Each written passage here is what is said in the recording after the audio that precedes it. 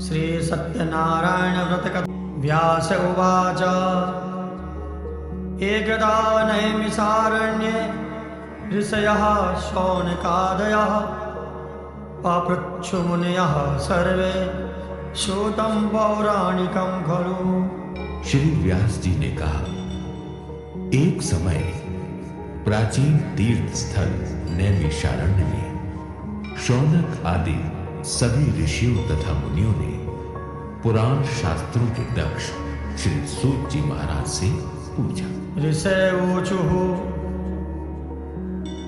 व्रतेन तपसा किं वा प्राप्यते वाञ्छितं फलम् तत्सर्वं श्रोतुमिच्छामः कथयस्व महामुने। ऋषि ने कहा, महामुनि, किस व्रत अथवा पूजन जब तप से मनोवांछित फल की प्राप्ति होती है, उसे हम सब सुनकर अनुकरण करना चाहते हैं, अतः आप हमें कहें। सूत उवाच नारदेनैव सम्पृष्टो भगवान् कमलापतिः सुरसेथैवाह तच्छृणुध्वं समाहिताः। एकदा नारदो योगी परानुग्रहकाङ्क्षया पर्यटन् विविधान् लोकान् मर्त्यलोकमुपागतः। ततो दृष्ट्वा जनान् सर्वान् नानाक्लेशसमन्वितान् नानायोनिसमुत्पन्नान् क्लिश्यमानान् स्वकर्मभिः केनोपायेन चैतेषां दुःखनाशो भवेद्ध्रुवम् इति संचित्य मनसा विष्णुलोकं गतस्तदा। श्री सूत जी महाराज बोले, इसी प्रकार देवर्षि नारद जी के द्वारा भी पूछे जाने पर भगवान लक्ष्मीपति ने उनसे जैसा कहा था उसे मैं कह रहा हूं, आप लोग ध्यान पूर्वक सुने। एक समय योगीराज नारद जी लोगों के कल्याण की कामना से विविध लोकों में विचरण करते हुए मृत्यु लोक में आए और यहां उन्होंने अपने कर्म फल के अनुसार 84 लाख योनियों में उत्पन्न सभी प्राणियों को अनेक प्रकार के क्लेश, दुख, दर्द को भोगते हुए देखा तथा किस उपाय से इनके दुखों का सुनिश्चित रूप से निवारण हो सकता है, ऐसा मन में संकल्प करके वे विष्णु लोक को गए। तत्र नारायणं देवं शुक्लवर्णं चतुर्भुजं शंखचक्र गदा पद्म वनमाला विभूषितं दृष्ट्वा तं देवदेवेशं स्तोतुं समुपचक्रमे। वहां 4 भुजाओं वाले और शंख, चक्र, गदा, पद्म तथा अनेक सुगंधित पुष्पमालाओं से सुशोभित शुक्ल वर्ण भगवान चक्रधारी का दर्शन कर उन देवाधिदेव की वे स्तुति करने लगे। नारद उवाच नमो वाङ्मनसातीता रूपयानंत शक्तये आदिमध्यान्तहीनाय निर्गुणाय गुणात्मने सर्वेषामादिभूताय भक्तानामार्तिनाशिने। श्रुत्वा स्तोत्रं तथो विष्णु नारदं प्रत्यभाषत। नारद जी बोले, हे वाणी और मन से परे स्वरूप वाले अनंत भक्ति से संपन्न, आदि, मध्य और अंत से रहित, निर्गुण और सकल कल्याणमय, गुण गणों से संपन्न, स्थावर, जड़ और चेतन अखिल सृष्टि प्रपंच के चलाने वाले स्वामी तथा भक्तों की पीड़ा नष्ट करने वाले परमात्मा, आपको मेरा नमस्कार है। स्तुति सुनने के पश्चात भगवान श्री विष्णु ने नारद जी से कहा, श्री भगवान वाच किमर्थम आगतोषि त्वं किं ते मनसि वर्तते कथयस्व महाभाग तत्सर्वं कथयामि ते। श्री भगवान ने कहा, महाभाग, आप किस प्रयोजन हेतु यहाँ आए हैं? आपके अंतःकरण में क्या है? कहिए, मैं आपको सब कुछ बताऊंगा। नारद उवाच मर्त्यलोके जना सर्वे नानाक्लेशसमन्वितः नानायोनिसमुत्पन्नः पच्यन्ते पापकर्मभिः तत्कथं समयेनाथ लघुपायेन तद्वद श्रोतुमिच्छामि तत्सर्वं कृपास्ते यदि ते मयि। नारद जी बोले, प्रभु, भूलोक में अपने पापादि कर्मों के द्वारा अनेक योनियों में उत्पन्न सभी लोग बहुत प्रकार के क्लेशों से दुखी हो रहे हैं। हे भगवान, किस लघु विधि विधान पूजन से उनके कष्टों का निवारण हो सकेगा? यदि आपकी मेरे ऊपर अनुग्रह हो तो वो सब मैं सुनना चाहता हूं, उसे कहें। श्री भगवान वाच साधु भ्रष्टं त्वया वश्य लोकानुग्रह कांक्षया यत्कृत्वा मुच्यते मोहात् तच्छृणुष्व वदामि ते। व्रतमस्ते महात्पुण्यं स्वर्गे मर्त्ये च दुर्लभं तव स्नेहा मया वत्स प्रकाशः क्रियते अधुना। सत्यनारायणस्यैव व्रतं सम्यग् विधानतः कृत्वा सद्यः सुखं भुक्त्वा परत्र मोक्षमाप्नुयात्। श्री भगवान ने कहा, हे वत्स, संसार के ऊपर अनुग्रह करने की इच्छा से आपने सर्वोत्तम बात पूछी है। जिस व्रत के करने से प्राणी जीवन मृत्यु चक्र से मुक्त हो जाता है, उसे आपको बताता हूं। हे वत्स, सुनिए, स्वर्ग और मृत्यु लोक दोनों में दुर्लभ पुण्य प्रदान करने वाला भगवान सत्यनारायण का एक लघु व्रत है। आपके अनुरागवश इस समय मैं उसे कह रहा हूं। समुचित भली भांति विधि विधान से प्रभु सत्यनारायण का व्रत करके मानव शीघ्र ही सुख प्राप्त करके परलोक में मोक्ष प्राप्त कर सकता है। तच्छ्रुत्वा भगवद्वाक्यं नारदो मुनिरब्रवीत। भगवान की ऐसी वाणी सुनकर नारद मुनि ने कहा, नारद उवाच किं फलं किं विधानं च कृतं केनैव तद्व्रतं तत्सर्वं विस्तरात् ब्रूहि कदा कार्यं व्रतं प्रभो। नारद जी बोले, परमात्मा, इस व्रत को करने का फल क्या है? इसका विधि विधान क्या है? इस व्रत को किसने किया और कब इसे करना चाहिए? हे प्रभु, ये सब विस्तार पूर्वक बतलाइएगा। श्री भगवान वाच दुःख शोकादिशमनं धन धान्य प्रवर्धनं सौभाग्य संततिकरं सर्वत्र विजयप्रदं यस्मिन् कस्मिन् दिने मर्त्यो भक्ति श्रद्धा समन्वितः सत्यनारायणं देवं यजे चैव निशामुखे ब्राह्मणैर्बान्धवैश्चैव सहितो धर्मतत्परः नैवेद्यं भक्तितो दद्यात् सपादं भक्ष्यमुत्तमं रम्भाफलं घृतं क्षीरं गोधूमस्य च चूर्णकम् अभावे शालिचूर्णं वा शर्करा वा गुणस्तथा सपादं सर्वभक्ष्याणि चैकीकृत्य निवेदयेत्। श्री भगवान ने कहा, ये श्री सत्यनारायण का व्रत दुख शोक आदि का शमन करने वाला, धन धान्य की वृद्धि करने वाला है, सौभाग्य और संतान देने वाला तथा सर्वत्र विजय श्री प्रदान करने वाला है। जिस किसी भी दिन भक्ति भावना और श्रद्धा के साथ समन्वित होकर ब्राह्मण और बंधु बांधवों के साथ धर्म में आसक्त होकर सायंकाल के समय भगवान श्री सत्यनारायण की पूजा करें।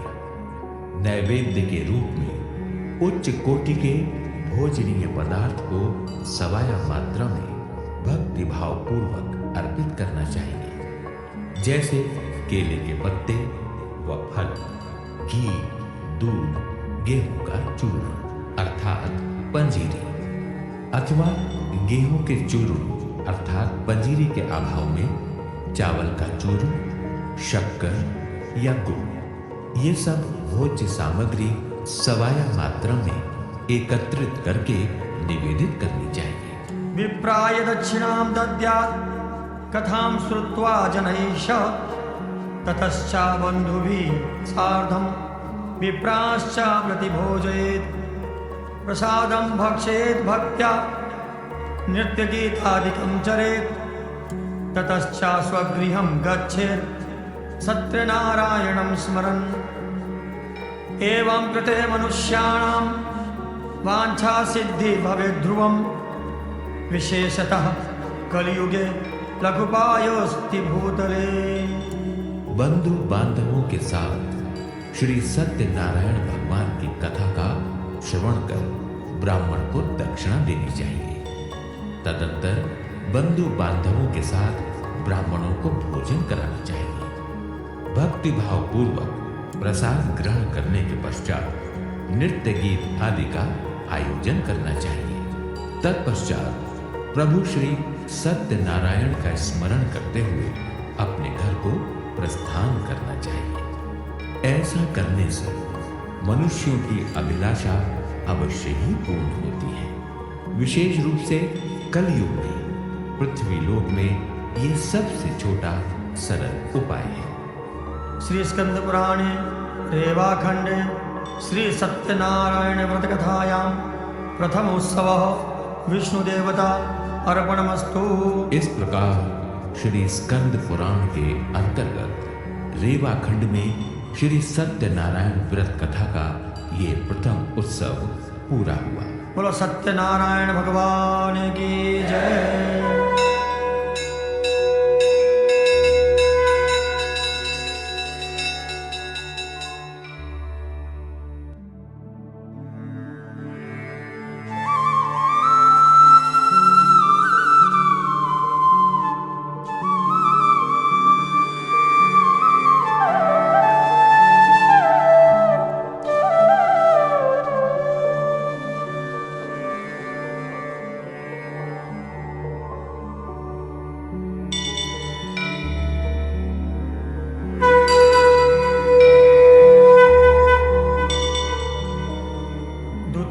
उत्सवाः सूत उवाच अथान्यत् सम्प्रवक्ष्यामि कृतं येन पुरादुजः कश्चित् कासे पुरे रम्ये ह्यासीद् विप्रोति निर्धनः क्षुत्रिभ्यां व्याकुलो भूत्वा नित्यं बभ्राम भूतले दुःखितं ब्राह्मणं दृष्ट्वा भगवान् ब्राह्मणप्रियाः वृद्ध ब्राह्मण रूपस्त्वम् अपृच्छ द्विजमादरात् किमर्थं भ्रमसे विप्र महीं नित्यं सुदुःखितः तत्सर्वं श्रोतुमिच्छामि कथ्यतां द्विजसत्तमा।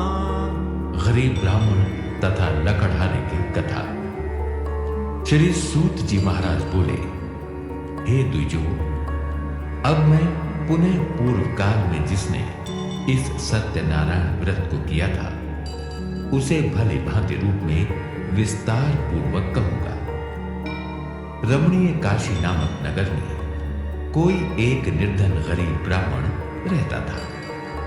भूख और प्यास से व्याकुल होकर वो नित्य प्रतिदिन पृथ्वी पर दर बदर भटकता रहता था। ब्राह्मण प्रिय भगवान ने उस दुखी ब्राह्मण को देखकर वृद्ध ब्राह्मण का रूप धारण करके उस द्विज से आदर पूर्वक पूछा, हे विप्र, प्रतिदिन अत्यंत दुखी होकर तुम किस लिए इस भू पर भ्रमण करते रहते हो? हे द्विज श्रेष्ठ, ये सब मुझको बतलाओ। मैं सुनना चाहता हूं। ब्राह्मणोवाच ब्राह्मणोऽपि दरिद्रोऽहं भिक्षार्थं वै भ्रमे महिम् उपायं यदि जानासि कृपया कथय प्रभो। ब्राह्मण बोला, प्रभु, मैं अत्यंत दरिद्र ब्राह्मण हूं और भिक्षा के लिए ही पृथ्वी पर घूमा करता हूं। यदि आप मेरी इस दरिद्रता को दूर करने का कुछ उपाय या विधि जानते हो तो कृपा करके बतलाइए। वृद्ध ब्राह्मणोवाच सत्यनारायणो विष्णु वाञ्छितार्थ फलप्रदः तस्य त्वं पूजनं विप्र कुरुष्व व्रतमुत्तमम् यत्कृत्वा सर्वदुःखेभ्यो मुक्तो भवति मानवः विधानं च व्रतस्यापि विप्राया भाष्ययत्नतः सत्यनारायणो वृद्धस्तत्रैवान्तरधीयत तदा व्रतं संकरिष्यामि युदुक्तं ब्राह्मणेन वै इति संचित्य विप्रोऽसौ रात्रौ निद्रां न लब्धवान्। वृद्ध ब्राह्मण ने कहा, हे ब्राह्मण देव, श्री सत्यनारायण भगवान लक्ष्मीपति श्री विष्णु अभीष्ट फल देने वाले हैं। हे विप्र, तुम उनका उत्तम व्रत एवं विधि विधान से पूजन करो, जिसे करने से मनुष्य सभी दुखों से मुक्ति पा जाता है। और व्रत के विधान को भी ब्राह्मण से यत्न पूर्वक कहकर वृद्ध ब्राह्मण रूपधारी भगवान सत्यनारायण वहीं पर अंतर्ध्यान हो गए। वृद्ध ब्राह्मण ने जैसा कहा है उस व्रत को मैं अच्छी तरह से वैसा ही करूंगा, ये सोचते हुए उस ब्राह्मण को रात में नींद नहीं आई। ततः प्रातः समुत्थाय सत्यनारायणाव्रतं करिष्य इति संकल्प्य भिक्षार्थं गमद्विजः तस्मिन्नेव दिने विप्रः प्रचुरं द्रव्यमाप्तवान् तेनैव बन्धुभिः सार्धं सत्यस्य व्रतमाचरत्। तदनंतर प्रातः काल उठकर श्री सत्यनारायण का व्रत करूंगा ऐसा संकल्प करके वो ब्राह्मण भिक्षा के लिए चल दिया। उसी दिन ब्राह्मण को भिक्षा में बहुत से धन की प्राप्ति हुई। उसी धन से उसने बंधु बांधवों के साथ भगवान श्री सत्यनारायण का व्रत किया। सर्व दुख विनिर्मुक्तः सर्व संपत् समन्वितः बभूव साधुजय श्रेष्ठो व्रतस्यास्य प्रभावतः ततः प्रवृत्ति कालं च मासि मासि व्रतं कृतम् एवं नारायणस्येदं व्रतं कृत्वा द्विजोत्तमः सर्वपाप विनिर्मुक्तो दुर्लभं मोक्षमाप्तवान्। इस व्रत के प्रभाव से वो श्रेष्ठ ब्राह्मण सभी दुखों से मुक्त होकर समस्त प्रकार की संपत्तियों से संपन्न हो गए। उस दिन से लेकर प्रत्येक महीने उसने ये व्रत विधि विधान पूर्वक किया। इस प्रकार भगवान श्री सत्यनारायण के इस व्रत को करके वो श्रेष्ठ ब्राह्मण सभी पापों से मुक्त हो गया और उसने दुर्लभ मोक्ष पद को प्राप्त किया। प्रथमस्य यदा विप्र पृथिव्यां संकरिष्यति तदैव सर्वदुःखं तु मनुजस्य विनश्यति एवं नारायणेनोक्तं नारदाय महात्मने मया तत्कथितं विप्रः किमन्यत् कथयामि वः। हे विप्र, पृथ्वी पर जब भी कोई मनुष्य श्री सत्यनारायण का व्रत करेगा उसी समय उसके समस्त दुख नष्ट हो जाएंगे। हे ब्राह्मणों, इस प्रकार भगवान नारायण ने महात्मा योगीराज नारद जी से जो कुछ कहा मैंने वो सब आप लोगों से कह दिया। आगे अब और क्या कहूं। ऋषयोचुः तस्माद् विप्राच्युतुं केन पृथिव्यां चरितं मुने तत्सर्वं श्रोतुमिच्छामः श्रद्धास्माकं प्रजायते। ऋषियों ने कहा, हे मुने, इस पृथ्वी पर उस ब्राह्मण से सुने हुए व्रत को सबसे पहले किसने किया? हम वो सब सुनना एवं जानना चाहते हैं। श्री सत्यनारायण व्रत पर हमारी श्रद्धा हो रही है।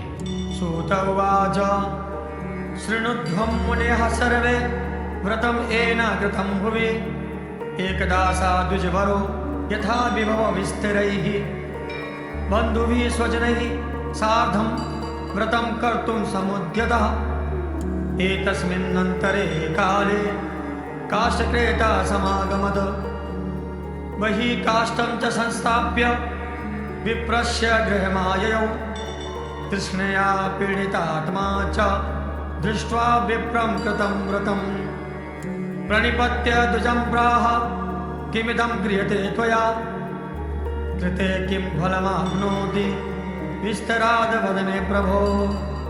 श्री सूत जी महाराज बोले, मुनियों, पृथ्वी पर जिसने यह व्रत किया उसे आप सब लोग सुने।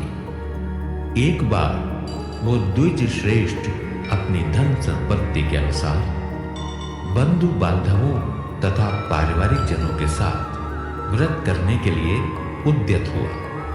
इसी बीच एक लकड़हारा वहां आया और लकड़ी बाहर रखकर उस ब्राह्मण के घर में गया। प्यास से व्याकुल वो उस ब्राह्मण को व्रत करता हुआ देख प्रणाम करके उससे बोला, प्रभु, आप ये क्या कर रहे हैं?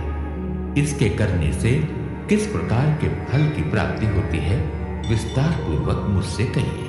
विप्रवाच सत्यनारायणस्येदं व्रतं सर्वेप्सितप्रदं तस्य प्रसादान् मे सर्वं धनधान्यादिकं महत्। विप्र ने कहा, ये श्री सत्यनारायण का व्रत है जो सभी मनोरथों को प्रदान करने वाला है। उसी के प्रभाव से मुझे ये सब धन धान्य आदि प्राप्त हुआ है। तस्मादेतद्व्रतं ज्ञात्वा काष्ठक्रेतातिहर्षितः पपौ जलं प्रसादं च भुक्त्वा सा नगरं ययौ। श्री सत्यनारायण की व्रत कथा का ज्ञान पाकर लकड़हारा हर्षित हुआ और जल पीकर तथा प्रसाद ग्रहण करके नगर को चला गया।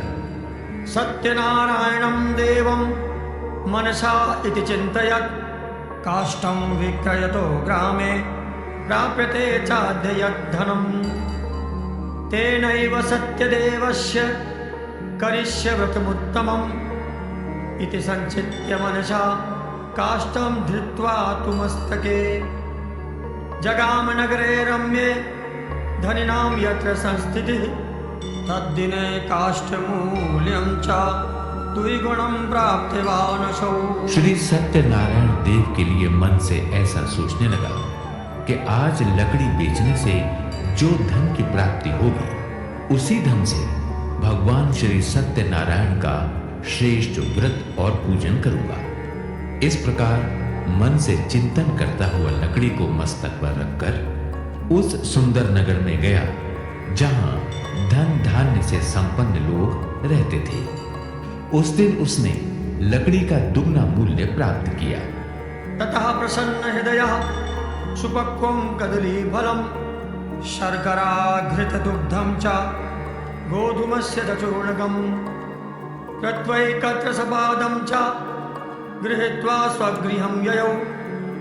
ततो बन्धून् समाहूय चकार विधिना व्रतम् तद्व्रतस्य प्रभावेण धनपुत्रान्वितोऽभवत् इह लोके सुखं भुक्त्वा चान्ते सत्यपुरं ययौ। तदनंतर प्रसन्न हृदय होकर वो पके हुए केले का फल, शर्करा, घी, दूध और गेहूं का चूर्ण अर्थात पंजीरी सवाया मात्रा में लेकर अपने घर गया। तत्पश्चात उसने अपने बंधु बांधवों को बुलाकर विधि विधान से भगवान श्री सत्यनारायण का व्रत किया। उस व्रत के प्रभाव से वो धन और पुत्रों से संपन्न हो गया और इस लोक में अनेक सुखों का उपभोग कर अंत में वैकुंठ लोक सत्यपुर चला गया। श्री स्कंद पुराणे रेवाखंडे श्री सत्यनारायण व्रतकथायां द्वितीय उत्सवः विष्णुदेवता अर्पणमस्तु। इस प्रकार श्री स्कंद पुराण के अंतर्गत रेवाखंड में श्री सत्यनारायण व्रत कथा का ये द्वितीय उत्सव पूरा हुआ। श्री सत्यनारायण भगवान की जय।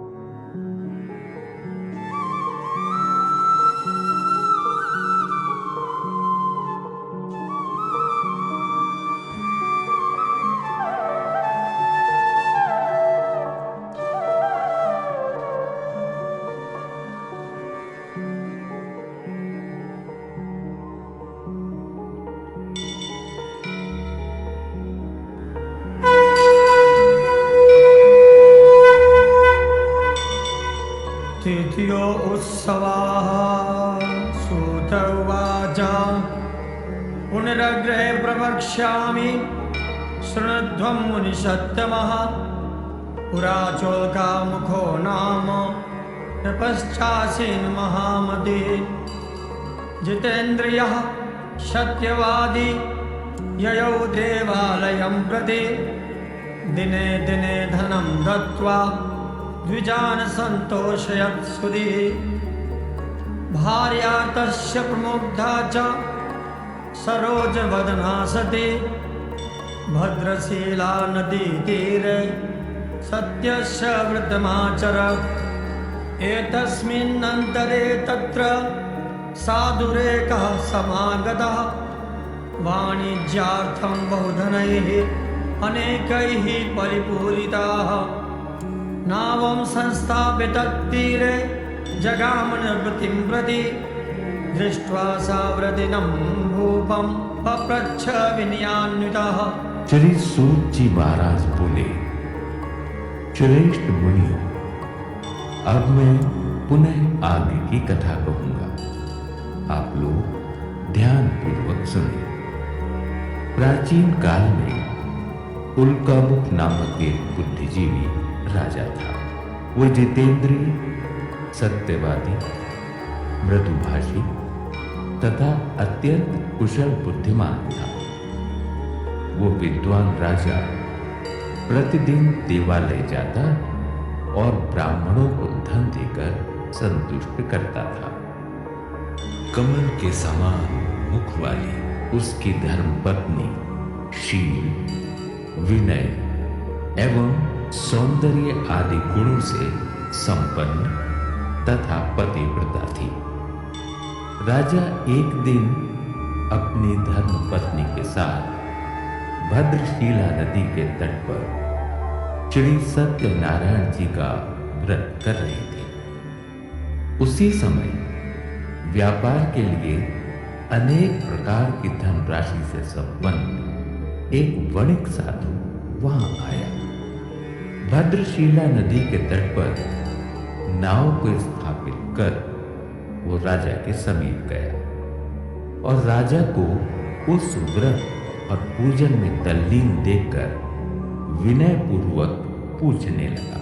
साधुवाच किमिदं कुरुषे राजन् भक्तियुक्तेन चेतसा। प्रकाशं कुरुतः सर्वं श्रोतुमिच्छामि साम्प्रतम्। साधु ने कहा, राजन, आप भक्ति भाव पूर्ण होकर ये क्या कर रहे हैं? कृपया वो सब मुझे बताइए। इस समय मैं भक्ति पूर्वक सुनना चाहता हूं।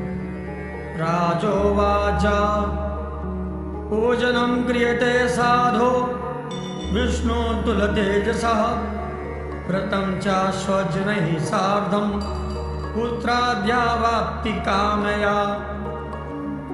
राजा बोले, हे साधु, पुत्र आदि की प्राप्ति की कामना से अपने बंधु बांधवों के साथ मैं अतुल्य तेज संपन्न भगवान श्री विष्णु का व्रत एवं पूजन कर रहा हूं। भूपस्य वचनं श्रुत्वा साधु प्रोवाच सादरं सर्वं कथय मे राजन् करिष्येऽहं तवोदितं ममापि सन्ततिर्नास्ति एतस्मात् जायते ध्रुवं ततो निवृत्य वाणिज्यात् सानन्दो गृहमागतः भार्यायै कथितं सर्वं व्रतं सन्ततिदायकं तदा व्रतं करिष्यामि यदा मे सन्ततिर्भवेत्। राजा की बात सुनकर साधु ने आदर पूर्वक कहा, राजन, इस विषय में आप मुझे भी सब कुछ विस्तार पूर्वक बताइए। आपके कथनानुसार मैं व्रत एवं पूजन करूंगा। मेरे भी कोई संतान नहीं है, इससे अवश्य ही संतति प्राप्त होगी। ऐसा विचार कर वो व्यापार से निवृत्त हो आदर पूर्वक अपने घर आया। उसने अपनी भार्या से संतति प्रदान करने वाले इस सत्य व्रत को विस्तार पूर्वक बताया तथा ये संकल्प लिया कि जब मुझे संतान की प्राप्ति होगी तब मैं इस व्रत को धूमधाम से करूंगा। इति लीलावतीं प्राह पत्नीं साधु ससत्तमः एकस्मिन् दिवसे तस्य भार्या लीलावती इस प्रकार उस साधु ने अपनी धर्मपत्नी लीलावती से कहा, भक्तियुक्ता नंदचित्ता भवद्धर्मपरायणा गर्भणी सा भवत्तस्य भार्या सत्यप्रसादतः 10मे मासि वै तस्य कन्यारत्नमजायत दिने दिने सा वृद्धे शुक्लपक्षे यथा शशि नाम्ना कलावती चेति तन्नामकरणं कृतं ततो लीलावती प्राह स्वामिनं मधुरं वचः नाकरोषि किमर्थं वै पुरा संकल्पितं व्रतम्। एक दिन उसकी लीलावती नाम की सती साध्वी धर्मपत्नी पति के साथ आनंद चित्त होकर ऋतुकालीन धर्माचरण में संलग्न हुई और भगवान श्री सत्यनारायण जी की कृपा से उसकी धर्मपत्नी गर्भवती हुई। 10वें महीने में उससे कन्या रत्न की उत्पत्ति हुई और वो शुक्ल पक्ष के चंद्रमा की भांति शनै शनै दिन प्रतिदिन बढ़ने लगी। उस कन्या का कलावती नाम रखा गया। इसके बाद एक दिन लीलावती ने अपने स्वामी से मधुर वाणी में कहा, आपने जो पहले संकल्प लिया था उस श्री सत्यनारायण जी के व्रत को क्यों नहीं कर रहे?